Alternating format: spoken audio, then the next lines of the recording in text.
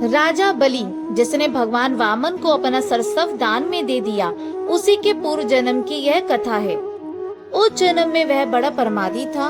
जुआ खेलना, चोरी करना, ठगना आदि सभी दुर्गुणों और विकारों से वह युक्त था। साधु महात्माओं की निंदा करना और उन्हें दुख देना मानो उसका स्वभाव बन चुका था। प्रमाद में व्यक्ति सभी कुछ उल्टा ही समझता है, अधर्म को धर्म मानता है, यह उसका स्वभाव बन जाता है।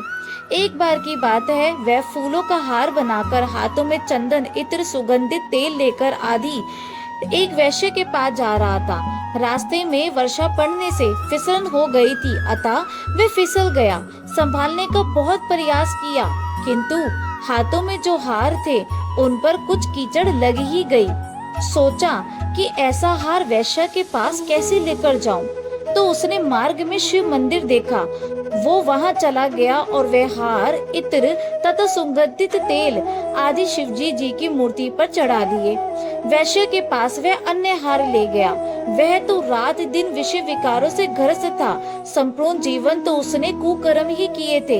लेकिन एक समय आया, उसकी मृत्यु हो गई, और जब मृत्यु हुई तो मृत्यु के उपरांत यमदूत उसे यमराज के दरबार में ले गए।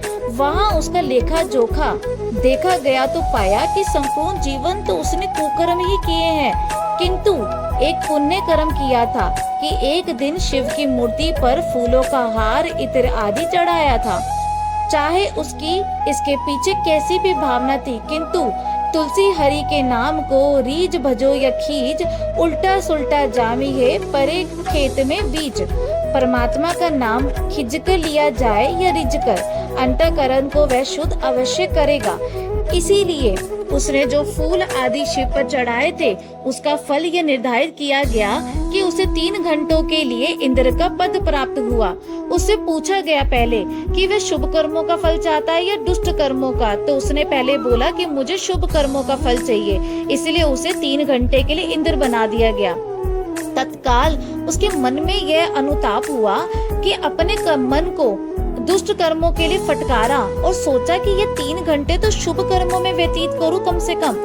उस समय इंद्राणी उसकी परीक्षा लेने आई, किंतु उसने हाथ जोड़कर उससे कहा, माँ, मैंने अनेक विषय भोग किए हैं, तू मेरी माँ है। कामधेनु, कलप वृक्ष, ऋषि मुनि, गंधर्व, अप्सरा आदि सभी उसके वशीभूत थे। उसने क्या किया कि वशिष्ठ को कामधेनु दे दी और उदारता पूर्वक भी उसने कई अन्य दान किए।